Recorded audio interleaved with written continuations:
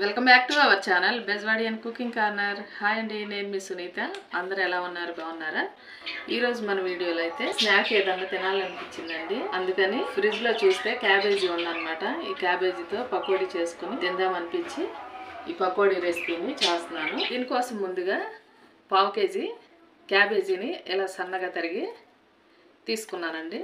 ఇప్పుడు దీన్ని ఒక బౌల్లో వేసుకున్నాము. క్యాబేజీ పకోడీ చాలా సింపుల్ ప్రాసెస్ అండి, ఎవరైనా చేసేయచ్చు.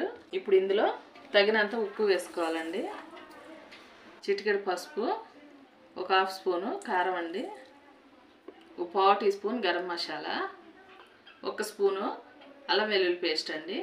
ఇప్పుడు వీటన్నిటిని మంచిగా కలుపుకోవాలి. ఇదంతా ముక్కలకు పెట్టేటట్లుగా కలుపుకోవాలండి. ఓకే అండి, ఇలా మొత్తం కలిపేసుకున్నాను కదా. ఇప్పుడు ఇందులో ఈ కప్పుతో 1 కప్పు మైదా తీసుకున్నాను. ఈ కప్పుతో ఒక 3/4 కప్పు కార్న్ఫ్లోర్ తీసుకుంటున్నానండి. అలాగే చిటికెడు రెడ్ ఫుడ్ కలర్ని తీసుకున్నానండి. మళ్ళీ చక్కగా ఇలా కలిపేసుకోవాలి. చూసారు కదండి, ఇలా మంచిగా కలిపేసుకున్నాను. వాటర్ వేయాల్సిన అవసరం లేదండి, క్యాబేజీలో వాటర్ ఉంటుంది కదా. ఇలా మనం గట్టిగా పిసికి కలుపుకున్నప్పుడు ఆ వాటరే సరిపోతుంది. ఇంకా ఇలా కలిపేసుకున్నాము. ఇప్పుడు దీన్ని ఫ్రై చేసుకుందామండి. ఓకే అండి, ఆయిల్ వేడైంది, పకోడీ వేసేసుకున్నాము. మంట చిన్నగా పెట్టుకోవాలండి, లేకపోతే త్వరగా మాడిపోతాయి అన్నమాట.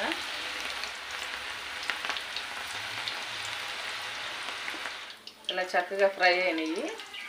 రెండో పక్కకి తిప్పుకుందాము. ఆయిల్ బాగా హీట్గా ఉంది కదండి, తొందరగా ఫ్రై అయిపోయింది అనమాట. ఒక నిమిషం పాటు ఫ్రై చేసుకుంటే అయిపోతుందండి. సారీ అండి, ఫుల్ వీడియోస్ అయితే నేను కొంచెం లేట్గా అప్లోడ్ చేస్తున్నాను. ఎందుకంటే మా నాన్నగారికి హెల్త్ బాగాలేదన్నమాట, సీరియస్ కండిషన్లో ఉన్నారు. అందువల్ల నేను మైండ్ డిస్టర్బెన్స్గా ఉండి వీడియోస్ చేయటం లేదండి, ఫుల్ వీడియోస్ అయితే. ఓకే అండి, చూస్తున్నారు కదా, ఫ్రై అయిపోయినాయి, తీసేసుకుందాము.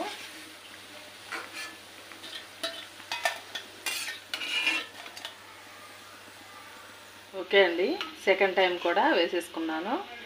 నీట్గా ఫ్రై అయిపోయినాయి, తీసేసుకుంటున్నాను. స్టవ్ ఆఫ్ చేసుకుంటున్నానండి. ఈ ఆయిల్ కొంచెం చల్లారిన తర్వాత కొంచెం కరివేపాకు, పచ్చిమిర్చిని కూడా ఫ్రై చేసుకుంటాను. కొంచెం కరివేపాకు, కొన్ని పచ్చిమిర్చి అండి. స్టవ్ ఆఫ్ చేసిన తర్వాత కొంచెం వేడిగా ఉన్నప్పుడు ఆయిల్లో ఫ్రై చేసుకోండి, లేకపోతే చిటపటామని పేలుతాయండి. ఓకే అండి, తీసేసుకుంటున్నాను. వేడి పకోడీ రెడీ అయిపోయింది. ఈ క్యాబేజీ పకోడీ చాలా ఇష్టం అండి మాకైతే. టేస్ట్ అయితే చాలా బాగుంటుంది, అలాగే సింపుల్ ప్రాసెస్ కూడా. నచ్చిందా అండి నేను చేసిన విధానం?